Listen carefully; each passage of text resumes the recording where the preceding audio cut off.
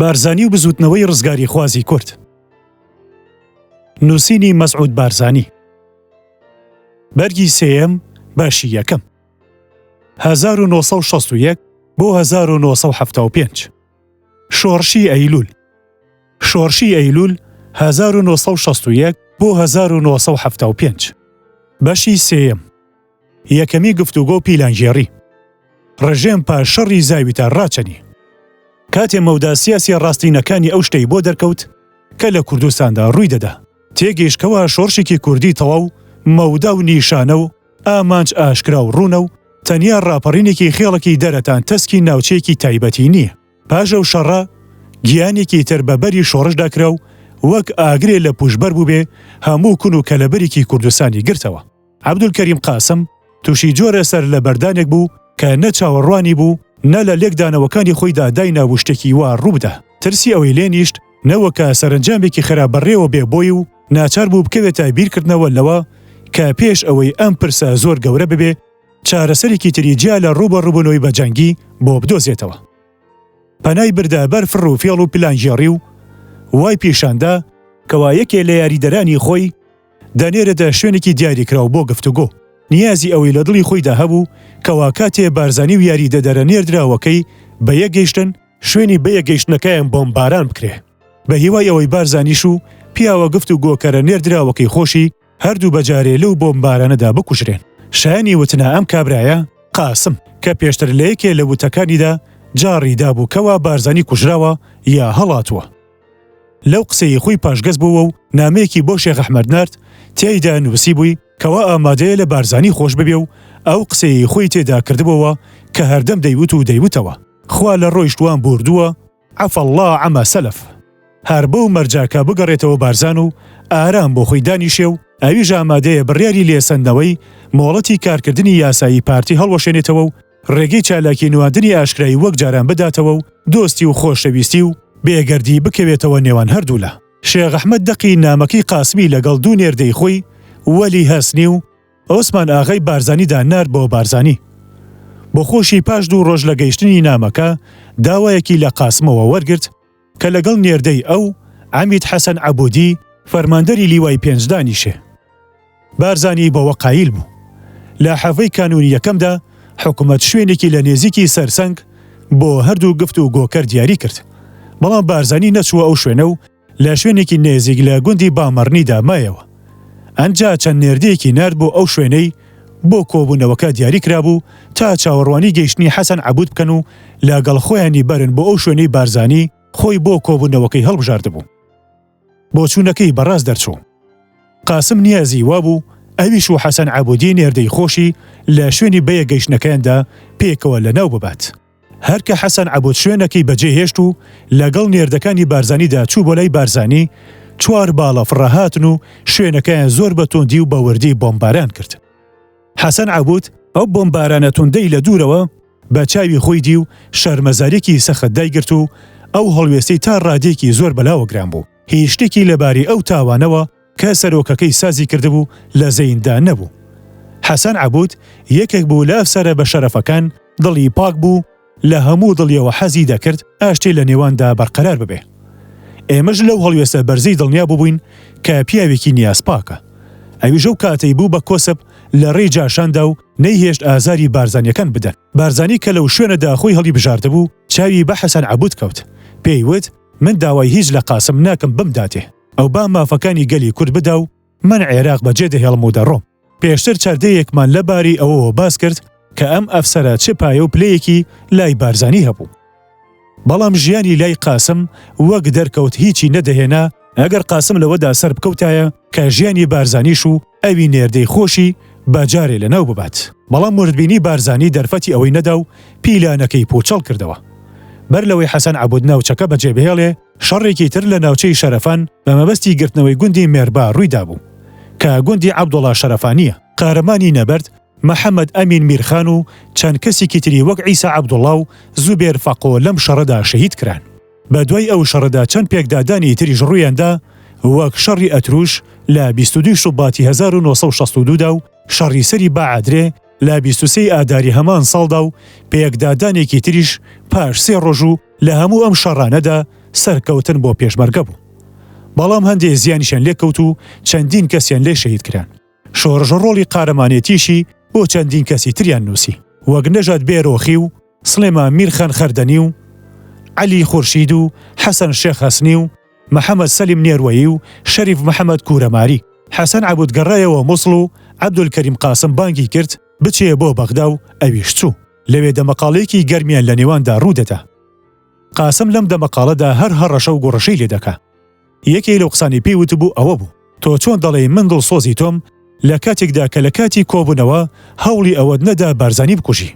حەسەن عەبودیش لە وەڵەمدا پێی دەڵێ چۆن دەمتوانی بیکوژم، دەڵێ دەمانچەکەت لی هەڵکێشایە و بتکوشتایە. حەسەن عەبود دەڵێ من بۆ ئەوە لەگەڵی کۆبوومەوە لەگەڵی ڕێکەوم و ئاشتی لەگەڵدا بکەم.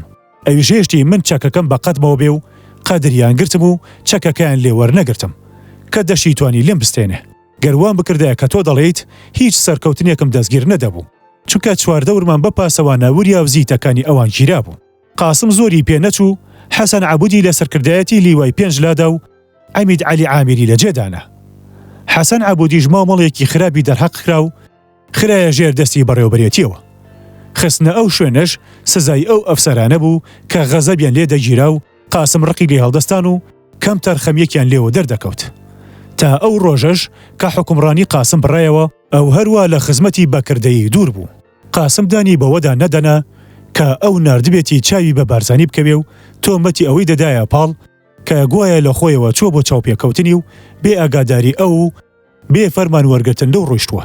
قاسم هەوڵی گفتوگوی لەگەڵ بارزانی دووبارە کردەوە.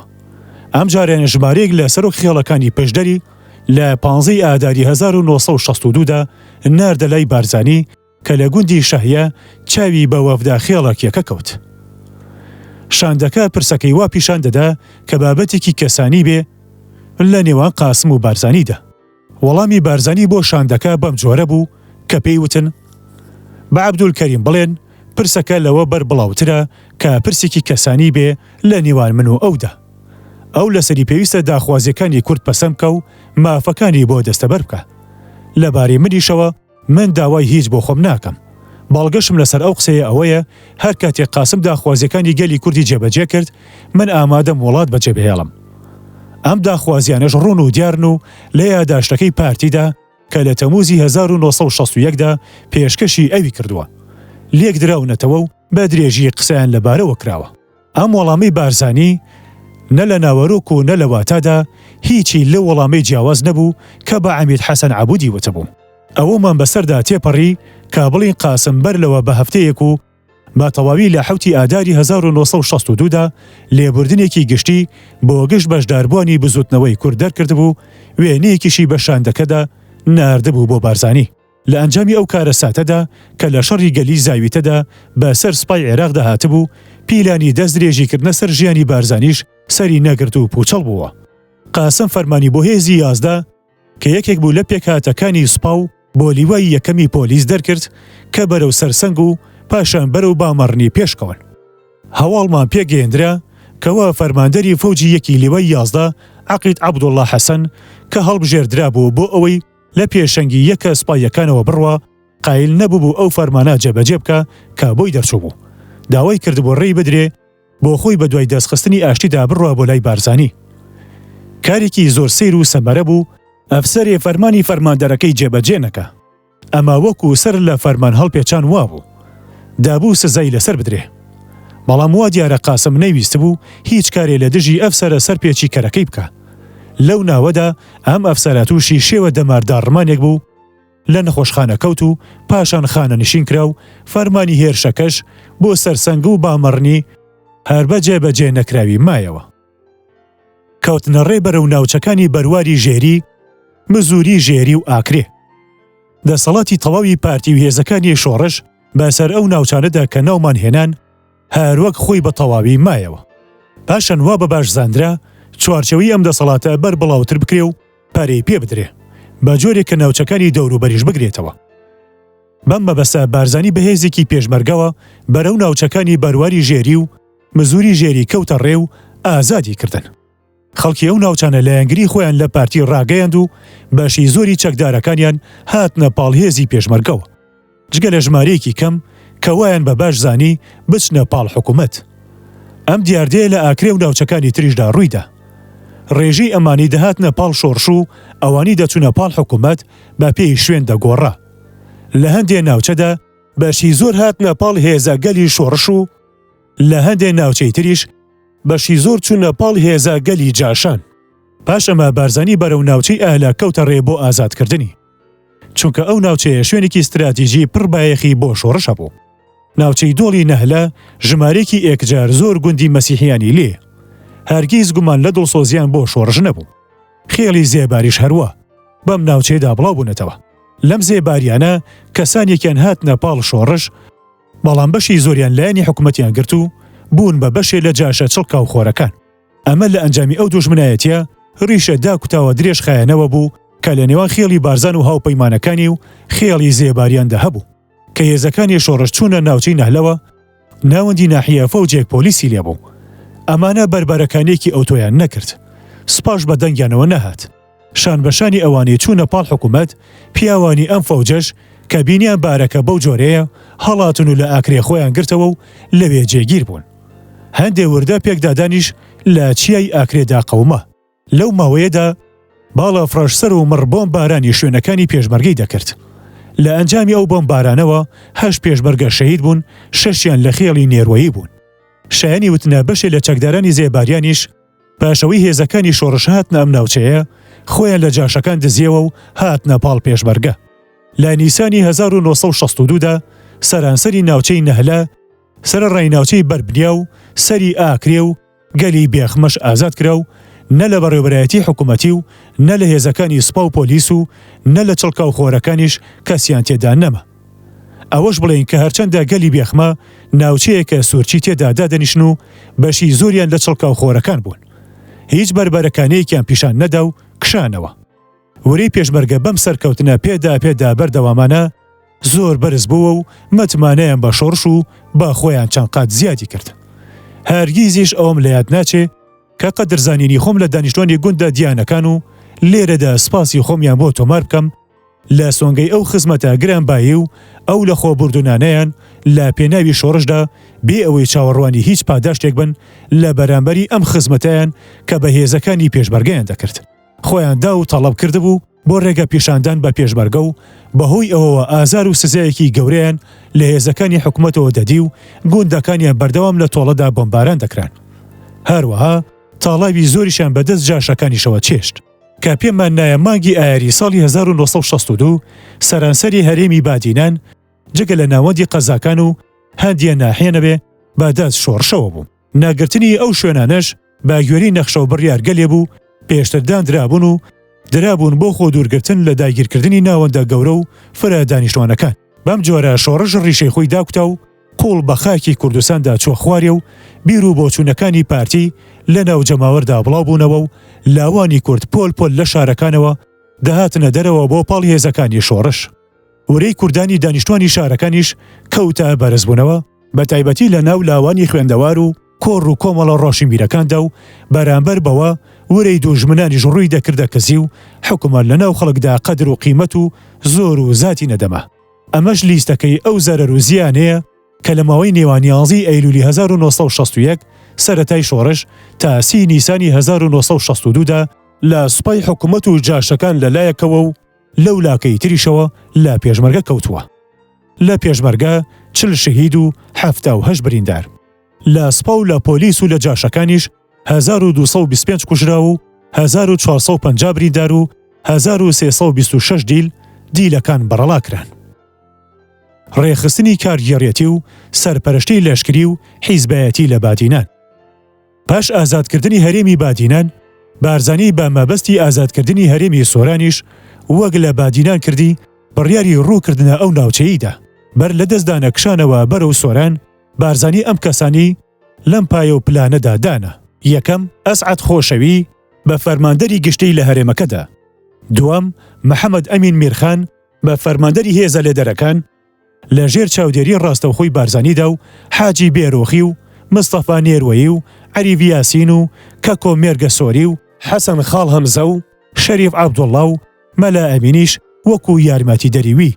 سێیەم عیسا سوار فەرماندەری ناوچەی زاخۆ و عەلی هالۆش بە یارمەتیدەریوی. چوارەم عەلی خەلیل بە فەرماندەی ناوچەی دهۆک بە یارمەتی فارس کوورەمارکی. پێنجەم حەسۆ میرخان دۆڵۆمەڕی بە فەرماندەری ناوچەی شێخان و غازی حاجی مەلۆ و هورمز مەلک چەکۆ و عومەر ئاغا دۆڵۆمەڕی و شکور عەبدوڵڵا شێخکی بە یارمەتیدەریوی. ئەم پێکاتە سوپاییانە بە ناوی ئەو ناوچانەوە ناونراون کە لەژێر دەسەڵاتیاندا بوون و تا ساڵی 1964ش هەروە بوو. لەو کاتەوە سیستەمی سوپای عێراق بە سەرهێزی پێشمەرگەدا جێبەجێکرا و لیوە و فەوج و سەریە و فاسیل دروست کرا و ناوی کوردی بەم جۆرە لە هەر کامیکیانرا هێز، بەتالیۆن، لێق، پەل. چوونم بۆ ناو شۆڕش. باوکم لەو ماوەیەدا کە لە بادینان خەریک بوو دەستی ژیرا بوو. هەرگیز بۆی ڕێک نەکەوت لەگەڵ کوڕەکانی و ئەندامانی خێزانەکەیدا یەک بگرێتەوە.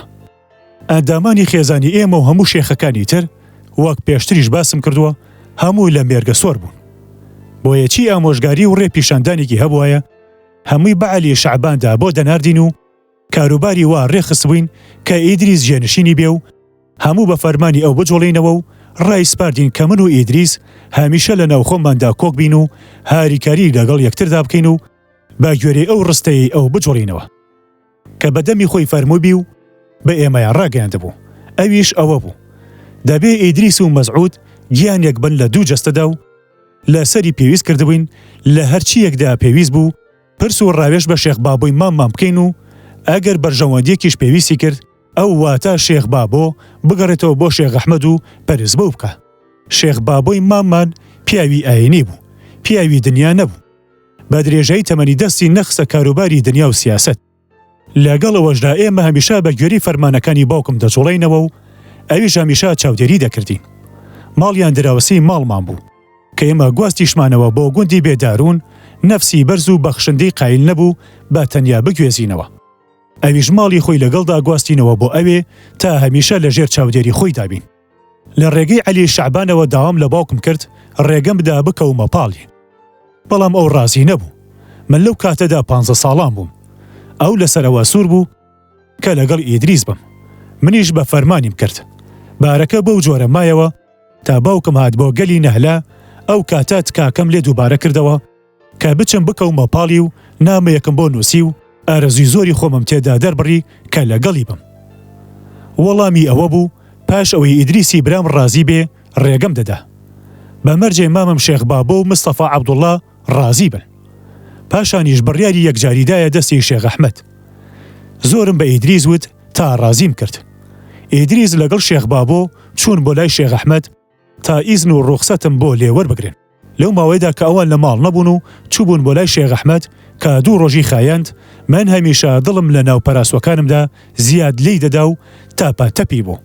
دڵا کوتەم پێکەوت بوو دەرترسام شێخ ئەحمەد ڕازی نەبێ و ڕێگەم نەدا. چونکە نەمدەزانی ئەگەر ڕێگەم نەدا و بڵێ نە من چی لە خۆم بکەم. وام دەزانی ئەوە ئیتر کۆتایی هەموو شتێکە بۆم. بەڵام خواستی خوا بە دەنگمەوە هات و ئاواتەکەی بۆ هێنامەدی و مامم و ئیدریس ڕێیاندام بڕۆم. ئیدریس نامەیەکی بۆ باوکم نووسی تیایدا باسی کرد کەوا هەموو ڕازی بوون بەوەی بکەومە پاڵی و داوای لێکرد هەموو زانیاریەکی پێویستی لەباری ئەوە بداتێ کە کەی و کوێی پێ باشە بمنێرێ بۆ ئەوێ.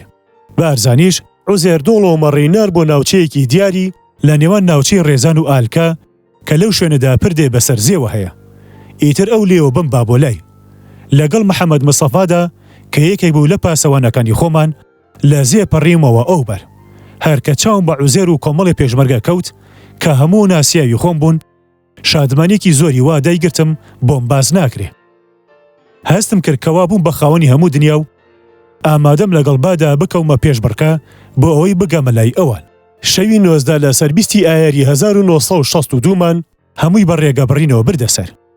بۆ سبەینێ ڕۆژی دوایی کەوتینە سەرکەوتن بە چیای پیرزدا تا گەیشتنە لووتکەکەی کەسەری ئامادە. بۆ عەسری ئەو ڕۆژا گەیشتنە کانیا تۆزی واتە کانی چنار لە گەلی بێخمە.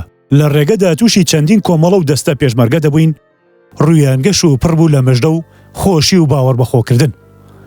دیمانێکی زۆر جوانی بەسام بوو لەوە پێشتی وام نەدی بوو کە بەلایاندا تێپەڕ دەبووم سەرە ڕێباوە ڕووهیوە شانازیش دڵ و دەرونی هەموو دەگرتمەوە. سەعات 6 عەسری 20 ئایار گەیشتمە بارەگای باوکم. بەڵام ئەو بۆ خۆی لەوێ نەبوو. چوو بوو بۆ بەسەرکردنەوەی بارودۆخی ناوچەی بێخمە کە گەڕایەوە چاوم پێی کەوت شەپۆلێکی پێ خۆشحاڵی دایگرتم. خۆم پێ نەگیرە فرمێسک بە چاوەکانمدا هاتە خوار. سەرنجمدا باوکم چەند بە دیتنم شادمان بوو. یەکەم شت هەواڵی تەندروستی شێخ ئەحمەد و مامەم بابووی لێپرسیم. پاشان کەوتە پرسیارکردن لەبارەی ئەندامانی تری خێزانەوە و یەکە ناوی دەهێنان منیش وەڵامم دەدایەوە و پاشان سڵاوی ئەوانم پێدەگەیاند. کەواتە ڕۆژی چوونە ناو شۆڕشی من 20 ئایاری 1962 ئەم ڕۆژە مێژوویەکی تیشکنە لە ژیانمدا.